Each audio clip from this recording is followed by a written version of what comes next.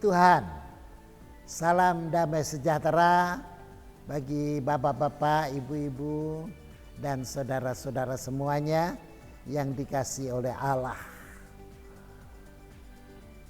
Saya Pendeta Yahya Rohmanu akan menyampaikan renungan firman Allah dengan tema pengharapan mesianis dalam perjanjian lama. Itu berasal dari kata dasar Mesias yang dalam bahasa Ibrani itu artinya adalah raja yang dipilih, raja yang dilantik, atau raja yang diurapi. Dalam bahasa Yunani artinya adalah di sana ditulis dengan nama Kristus dengan arti yang serupa. Bahasa Ibrani untuk menulis perjanjian lama, Alkitab, dan bahasa Yunani dipakai untuk menulis Alkitab perjanjian baru. Saudara-saudara, jadi pengharapan mesianis dalam perjanjian lama itu artinya adalah bahwa pada zaman perjanjian lama, yaitu pada zaman sebelum Masehi, begitu kira-kira ya. Zaman sebelum Masehi itu ada pengharapan akan datangnya seorang raja yang diurapi oleh Allah, yang kemudian di dalam perjanjian baru digenapi dalam pribadi Tuhan Yesus Kristus. Nah, sekarang saya akan bacakan bagi Anda ayat di dalam Injil Lukas pasal 24, yaitu ungkapan firman Allah yang disampaikan oleh Tuhan Yesus sendiri. Lukas 24 ayat 44 sampai 47. Ia berkata kepada mereka, "Inilah perkataanku yang telah kukatakan kepadamu ketika aku masih bersama-sama dengan kamu, yakni bahwa harus digenapi semua yang ada tertulis tentang aku dalam kitab Taurat Musa dan kitab nabi-nabi dan kitab Mazmur." Lalu ia membuka pikiran mereka sehingga mereka mengerti kitab suci.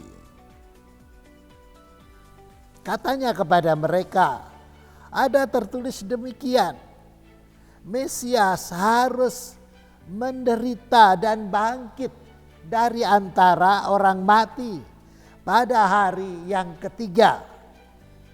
Dan lagi dalam namanya berita tentang pertobatan dan pengampunan dosa harus disampaikan kepada segala bangsa, mulai dari Yerusalem.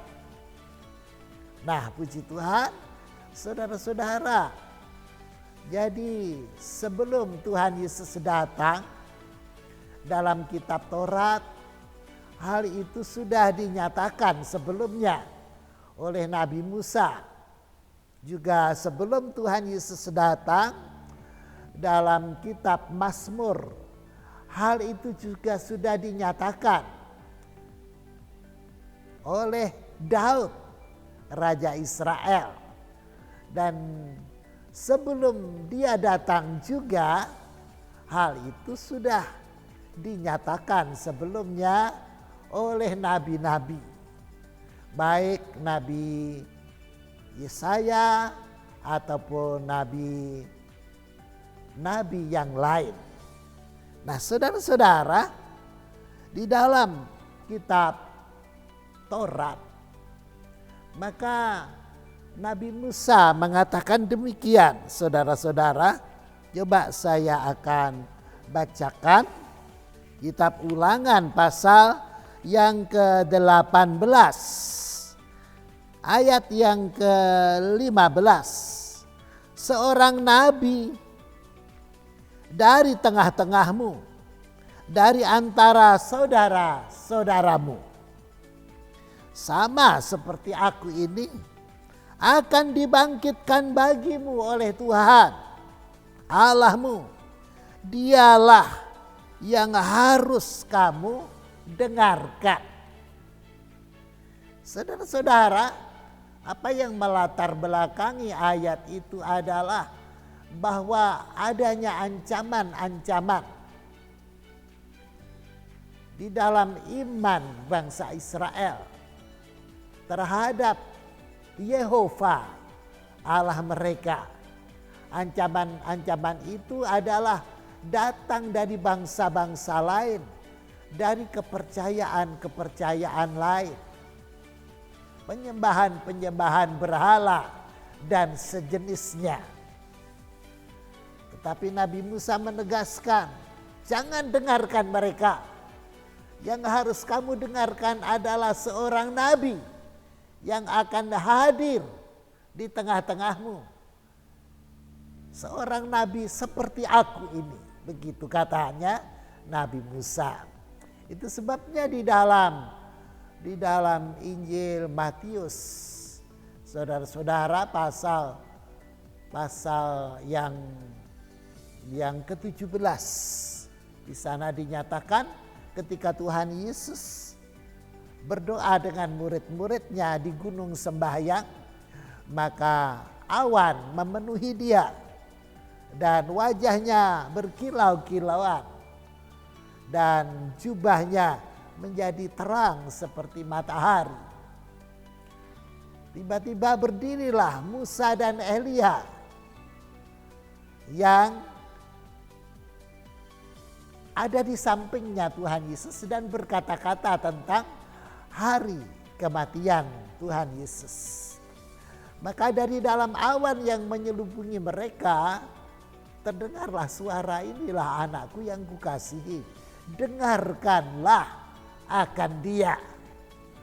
Nah, itu dicatat sekali oleh rasul-rasul. Dan Rasul Petrus menuangkan dalam salah satu surat yang dibuatnya di dalam Alkitab, yaitu dalam surat Petrus. Saudara-saudara sekalian, jadi itulah salah satunya yang tertulis di dalam kitab Taurat. Dan yang tertulis di dalam kitab Mazmur adalah misalnya seperti yang ada di dalam kitab Mazmur pasal yang kedua. Mengapa rusuh bangsa-bangsa? Mengapa suku-suku bangsa mereka-reka perkara yang sia-sia? Raja-raja dunia bersiap-siap dan para pembesar bermufakat bersama-sama melawan Tuhan yang diurapinya. Marilah kita memutuskan belenggu-belenggu mereka dan membuang tali-tali mereka daripada kita. Dia yang bersemayam di sorga bertertawa, Tuhan mengolok-olok mereka. Maka berkatalah ia kepada mereka dalam murkanya dan mengejutkan mereka dalam kehangatan amarahnya. Akulah yang telah melantik rajaku di Sion, gunungku yang kudus. Jadi dalam kitab Mazmur ditulis seperti itu, bahwa raja yang dilantik oleh Allah di gunung Sion yang kudus, itu tidak lain adalah Tuhan Yesus Kristus. Dan di dalam kitab Nabi, misalnya kitab Nabi Yesaya pasal 9 ayat 5 dan 6, seorang anak telah lahir, seorang putra telah dijadikan, Namanya adalah ajaib, bicara Allah Maha Kuasa, Raja kekekalan. Jadi saudara-saudara, itulah yang tertulis dalam perjanjian lama sebagai pengharapan mesianis. Dan di dalam Injil Lukas yang saya bacakan tadi, Tuhan Yesus terang-terangan mengatakan bahwa Sang Raja Mesias harus mengalami penderitaan, dianiaya, dibunuh, mati, dan bangkit pada hari yang ketiga. Jadi saudara-saudara jangan ragukan lagi. Tuhan Yesus Kristus, dialah yang telah menggenapi pengharapan mesianis dalam perjanjian lama oleh bangsa Israel dan semua bangsa-bangsa di dunia.